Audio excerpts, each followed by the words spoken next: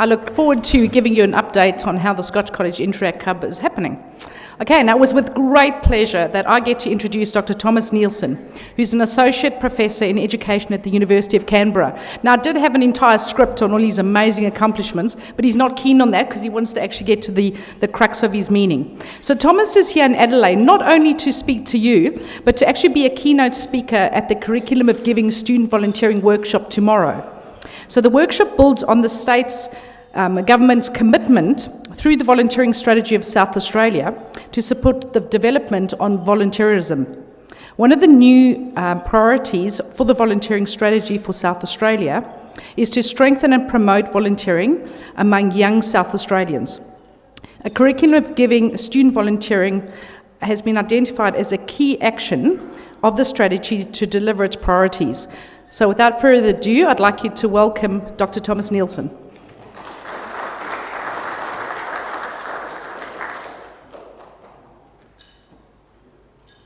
Thank you very much.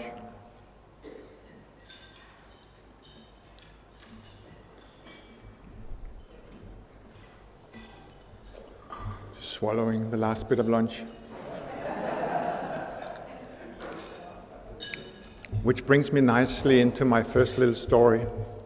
Because usually when I start the semester at the University of Canberra where I work, I say to my students, "Are you aware of how much I earn?" And then they sit there and look at me.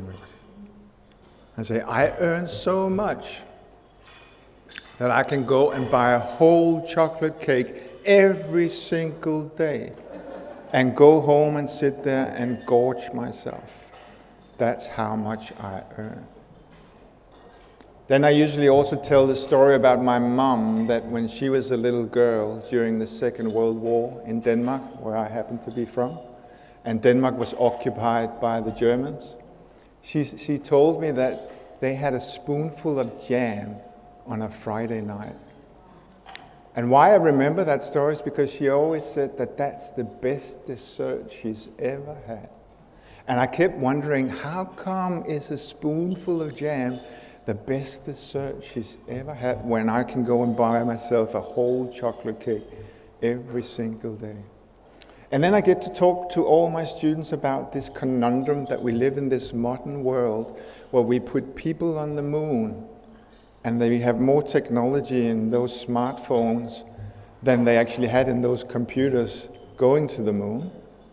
How come is it that why is it that we have doubled, tripled our spending power since the end of the Second World War, and yet researchers are saying that anxiety and depression and suicide ideation has risen? These are big questions to solve in 20 minutes, but I actually think that the research has some very interesting things to say if you look at the big patterns of research, and that's what I will share with you today. I've been researching well-being and happiness and thriving and flourishing in various forms for the past 15 years. And to condense it into a little talk today, I'd like to share with you that there's, roughly speaking, only 2 ways in which we can be happy. There are many more ways, but they tend to actually all fall into these 2 categories. One category most researchers now are calling the pleasurable happiness. The Greeks were actually onto this already 2,500 years ago. They called it the hedonic life.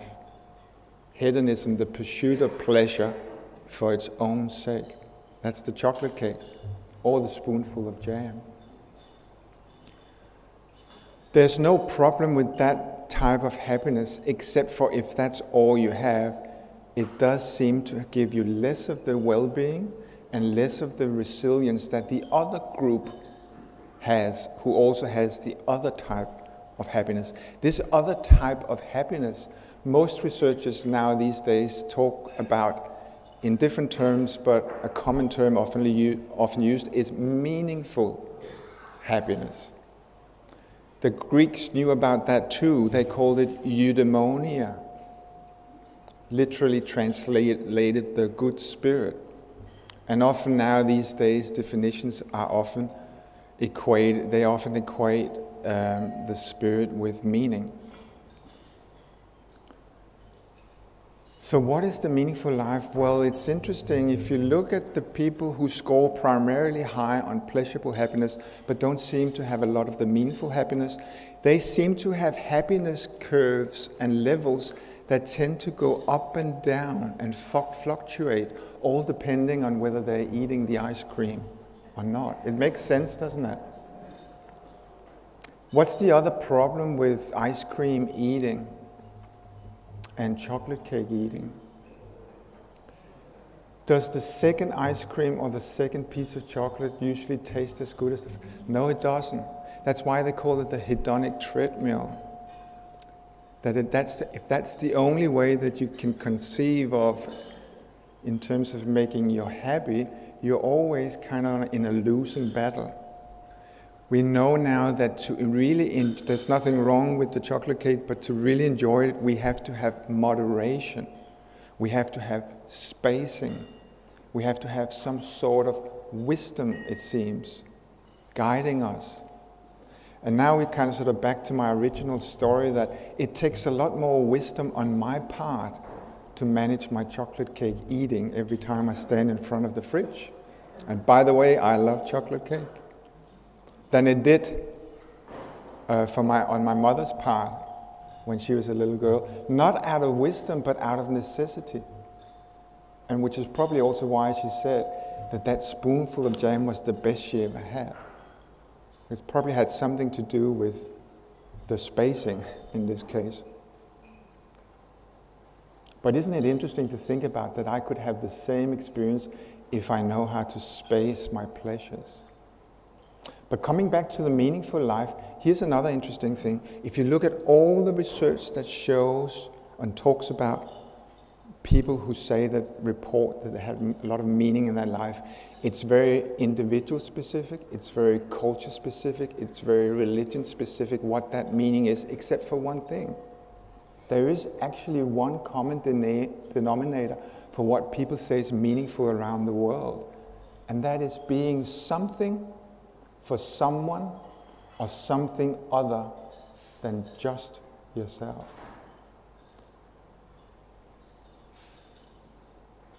And why this is important is because the research shows that if you score high on not just pleasures in life, but also meaning in life, you tend to have happiness levels that are much more stable, are a lot higher, are more deep than the ones scoring primarily high on pleasurable happiness. In other words, it seems to give the resilience that everybody, especially in education, is crying out for in terms of helping young people to have more of.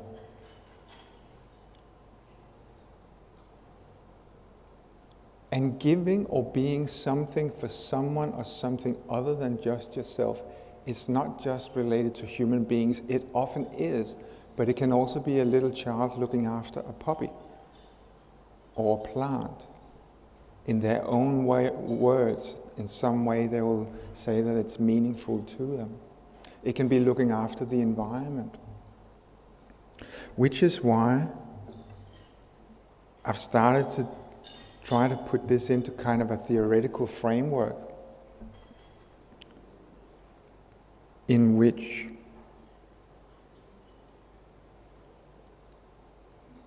see if I can get the technology to work.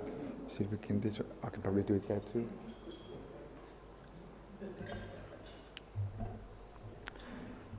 Oh yeah, so I guess I wanted to show you also that that this thing about giving is broader than just giving. It's broader than just giving in a tangible, physical sense. This is something that came along in my email box a while ago, so I don't know exactly where it comes from, but it says it's a first grade teacher who collected well-known proverbs and then gave the first half of the proverb to his grade 1 children and asked them to come up with the second half. So when I say the first half, would you mind saying what the normal proverb is, and then I'll tell you what the children said? better to be safe, the children said, than punch a grade 5. Makes a lot of sense. Strike while the buck is close. You can't teach an old dog. No, you can't teach it. Maths. If you lie with dogs, no, you stink in the morning. Children should be seen and not spanked or grounded. And the last one, people in glass houses shouldn't. No, they shouldn't run around naked.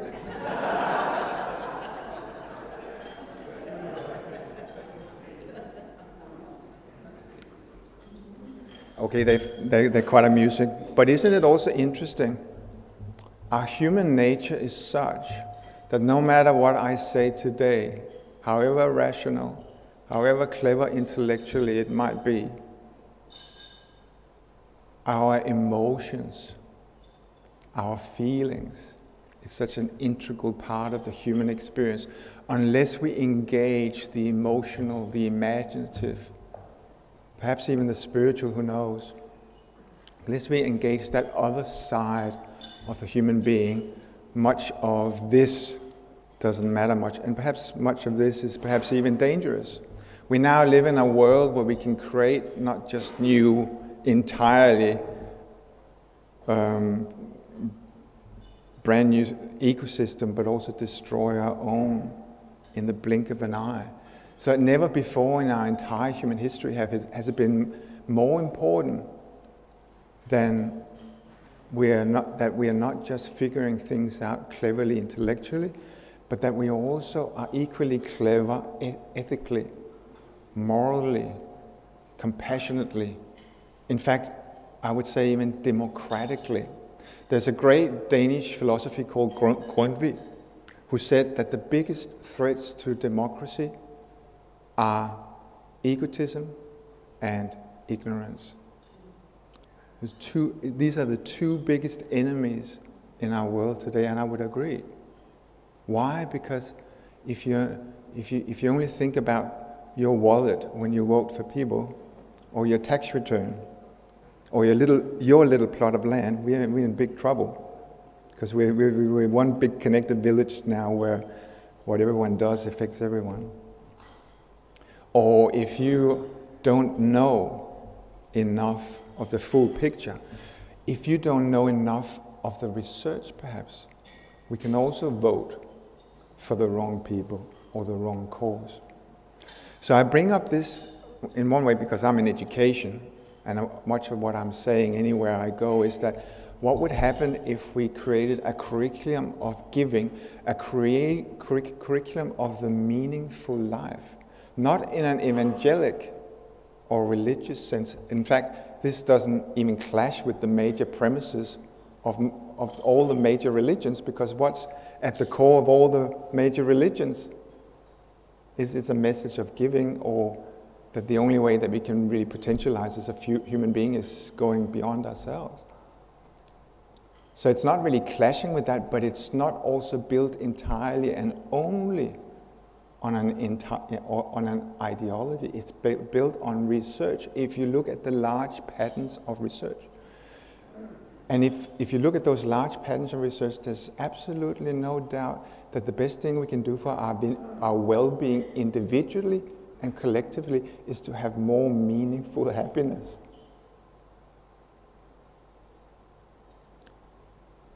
And that has to be taught in schools, I would say, into the whole society, in an intellectual way, in an emotional way, and in a physical way, which is why I'm so honored to be working with Volunteering Australia, why I'm so honored to be speaking to you, because you are the examples in the world of manifesting what I'm talking about in theory. How to be something for someone or something other than just ourselves. And that's why, and this is what I wanted to show you, I've tried to build it into kind of sort of, I've done research now in schools, and what I've noticed when schools and educators, in fact other organizations do this really well, they have meaningful living embedded in an ecology of living. And it goes, you can see it almost like on a continuum from self-compassion to altruism, whatever we want to call it. Self-compassion to other compassion, self-giving to other giving. And I might just pause here for a moment and tell you a little bit about what the research is saying about why that's so important. Because you remember I said that the people with meaningful happiness, they're more resilient. In fact, they recuperate quicker from trauma and adversity than people who score primarily high on pleasurable happiness. So we all get sad, we all get depressed in times of our lives, we all have difficult, if you're on this planet and if you're human, there will be adversity. That's what I teach kids when I'm out in primary school. That's what I teach them in high school when I'm out there giving talks. There will be adversity. That's not in question. The only question is how resilient and how wise and how strong we are to face that adversity. And we know now from research that people who score high on meaningful happiness are much more resilient. They recuperate quicker. They will still go down in their happiness, but they come back to their levels of happiness much quicker than the people scoring primarily high on pleasurable happiness. Here's the other thing that's really important to know from research. There is a threshold where those benefits of giving starts to diminish, even though you continue your giving. Do you know what that threshold is? It is when you're not giving to yourself enough of what you need in order to be able to give to others. In other words, when you're not getting enough sleep, when you're not getting the right diet, when you're not getting enough exercise, when you're not having enough rest time, when you don't do that created outlet, when your home is not in order, when your money situation isn't. I've also got a little framework, as you can hear, about how to look after self. And I'll give you my website afterwards so you can go and have a look at it if you like. But what I wanted to say now is just that the meaningful life doesn't exclude giving to yourself. It's actually the foundation upon which you can give to others. It's the foundation upon which you don't run out of the oxygen that's needed in order to live the meaningful life. There's a lot of other things of research I could share with you here about how self-compassion is a much higher predictor of well-being and some of those things I'm talking about than, for example, self-esteem. They're two different things. For 30 years, education started in America. They've tried to say that, well, we just need to build self-esteem in students, but there's absolutely no evidence now showing that has any positive link to better academic outcomes and better well-being. Why? Because you can have self-esteem and still be a bully. You can have self-esteem and still be a dictator. In fact, you can have skills and self-esteem and still be a dictator. And given what I've said about the modern complex world we live in, there's something else needed, and what's needed is whatever we call it, that metaphor of the heart, that metaphor of the soul.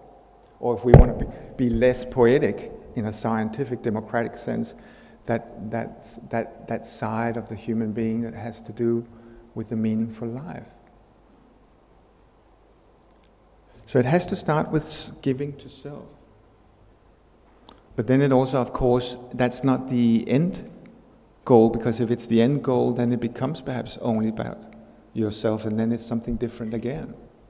And that's also a modern world where we have now, where we have to be careful. We don't just want to be on YouTube, or we don't just want selfies, or we just don't care about how we're perceived. That's kind of a looking after ourselves, but not in the bigger picture of the meaningful life. So it has to start there, but it also has to go beyond there. And that's why it has to include others or relationships, and not just to people, to our environment, to the buildings around us, to the communities, big and small, at work, and the larger community, to the environment, natural and man-made, and to the whole, whatever the whole is to you. I give these talks in Catholic schools, I give these talks in Steiner schools, I give these talks in public schools, and the great thing is that my research is based on research. It's based on science, and it doesn't conflict with any of those paradigms.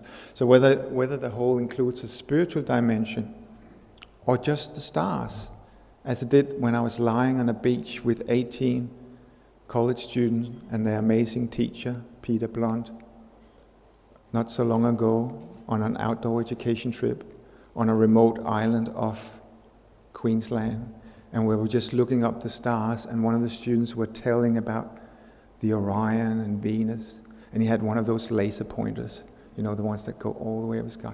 I tell you, that's the best PowerPoint presentation I have ever seen, and I'm not kidding you. And after his talk, we were just lying, and can you imagine a remote island? There's no light sources, and a musical staff member was playing the guitar, and the students, they were just lying there. When we were walking back to the campsite, Dougal, one of the students, came up to me and said, that evening just made me cry and made me think about everyone I've ever loved. And it touched my heart, because how often do you hear 17-year-olds come up and say, it made me think of everyone I've ever loved. The point is just that in that moment, the meaningful life extended beyond even our planet. And who knows, to mystical, mythical realms, but at least to the whole of which we are part as human beings. If you want a more sort of poetic way of saying some of the things I've said, I always like Michael Lünich's drawings. Sometimes when I'm in my more revolutionary mode, I say that mountain there to the right, that's Naplan.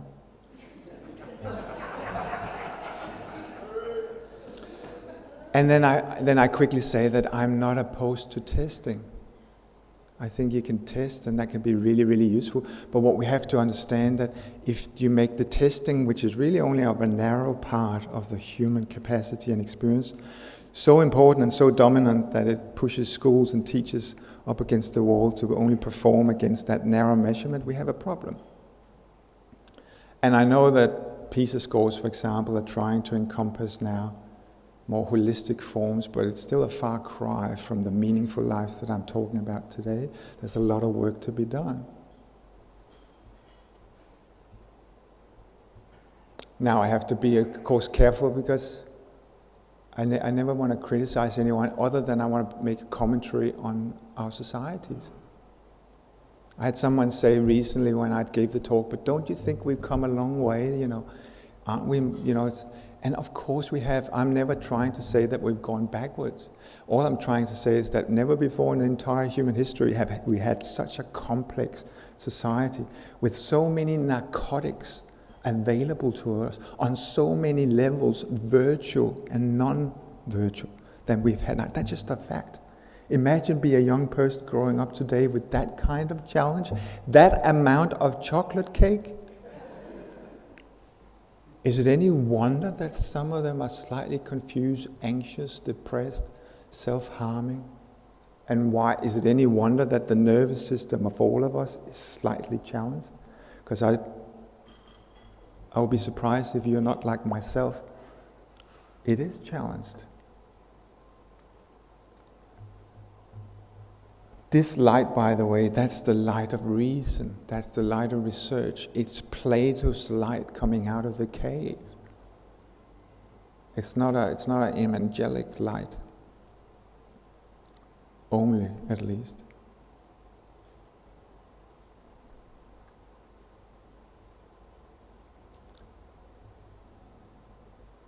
Thank you.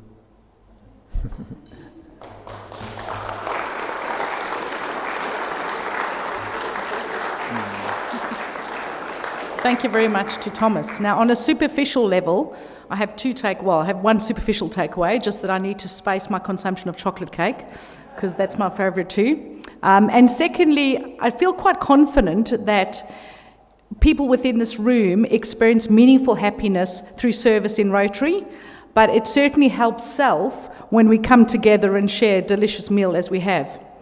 So what I'd like to do now is open the floor for questions to Thomas. So if you just put your hand up and I'll direct the microphone to you.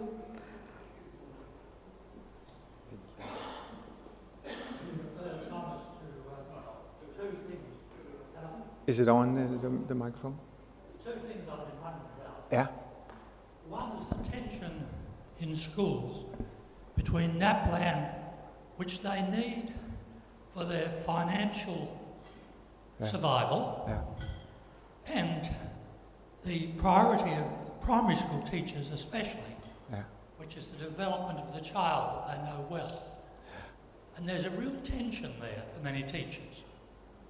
And secondly, in the teaching body, you've got some people who replicate the way they were taught and build concept upon concept upon concept, get a picture of the world. And others who gather stuff from all around them and try inductively to say what's happening now. So you've got two pressures. How do you help people who are finding it, teachers who are finding it harder and harder to work within those two fields of pressure? Such a good question. One that myself included,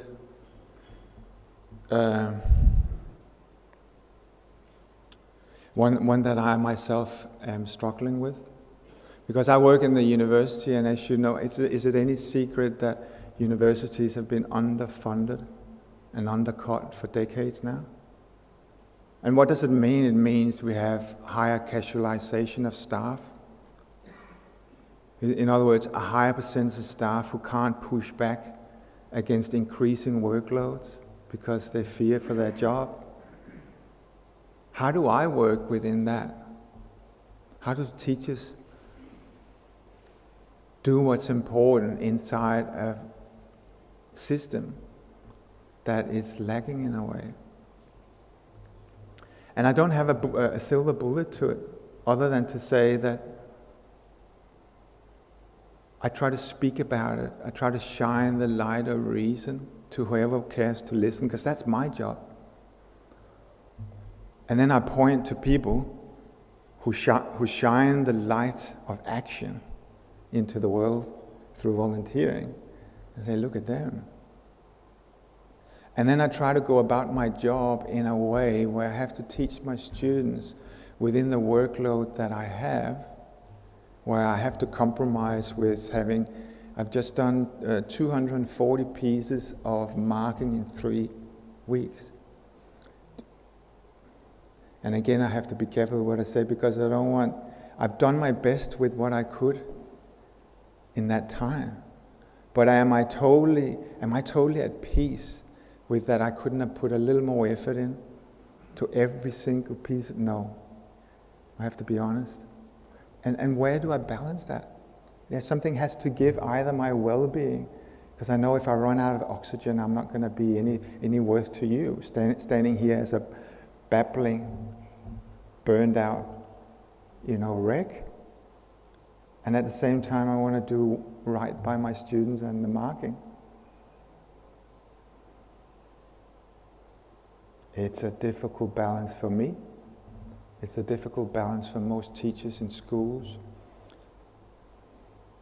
It's still possible. Let me put my positive hat on and infuse hope in everyone, because sometimes when I talk, I feel, have I left everyone depressed now? And I am not depressed. I get out of bed every morning having real and tangible hope. Why? Because I look at the research and the light it shines, and I believe in the capacity of reason that Plato talked about. So the long answer to your question is, we have to do, and we have to feel, and we have to think a bit better than we do now. And we have to push against, not violently and not criticizing individuals, but we have to push against. That's what I do when they come and say, Thomas, can you teach another unit? And I say, I don't think I can and do well to these students. I already got this. So I push against a little bit, but I don't blame the person asking me. And then I try to work with what I have to do.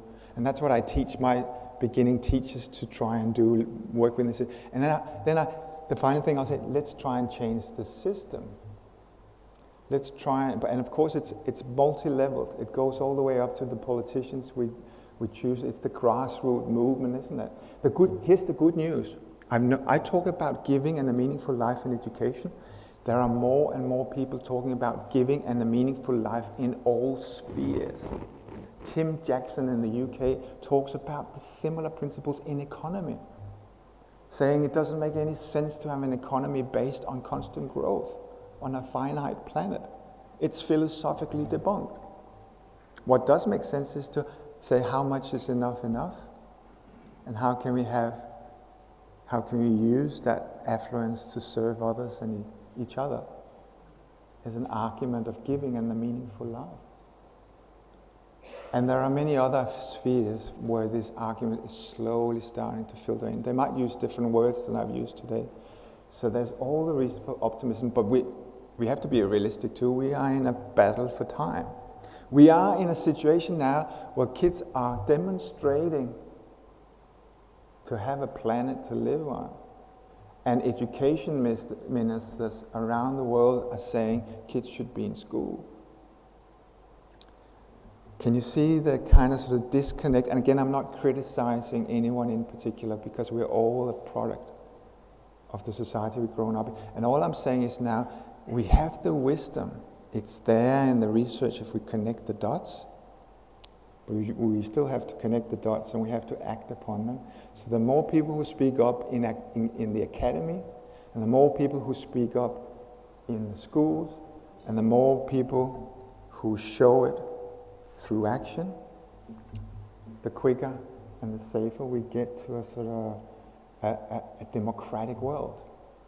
A democratic world based on true democratic principles, which include wisdom, the opposite of ignorance, and include giving, the opposite of egotism. Have we got time for one more question?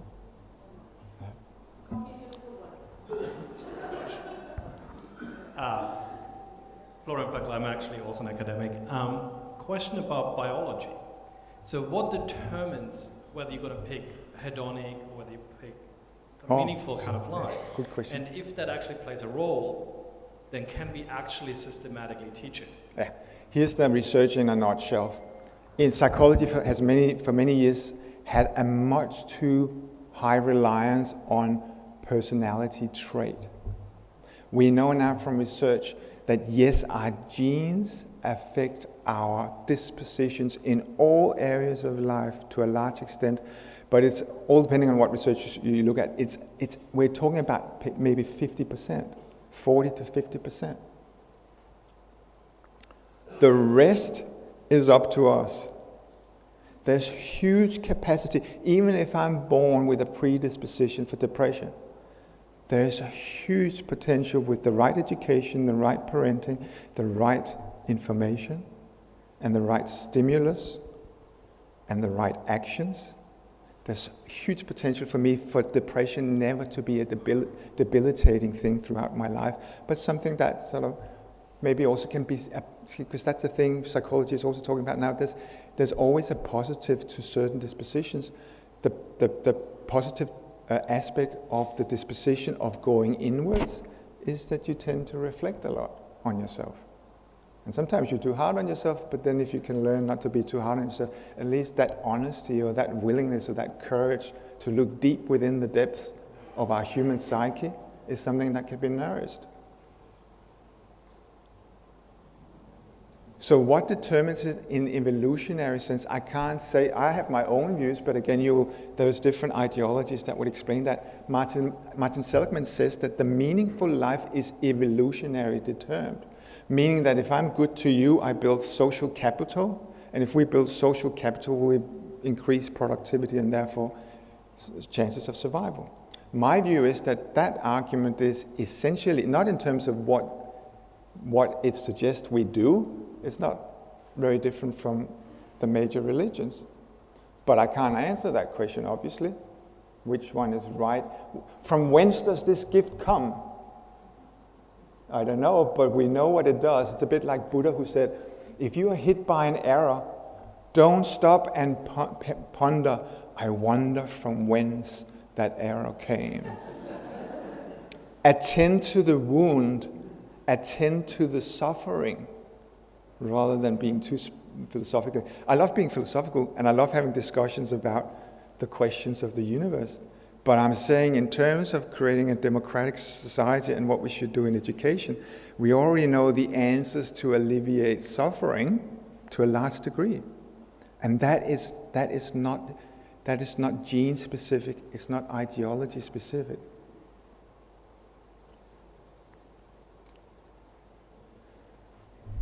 Yeah. You're welcome. Thank you very much. Now, if you have any burning questions, being Thomas's chauffeur, I'll keep him around for a few minutes for afterwards. But I'd like to hand this over to Thomas as a gesture of thanks, and hopefully he'll utilize this to finish his book.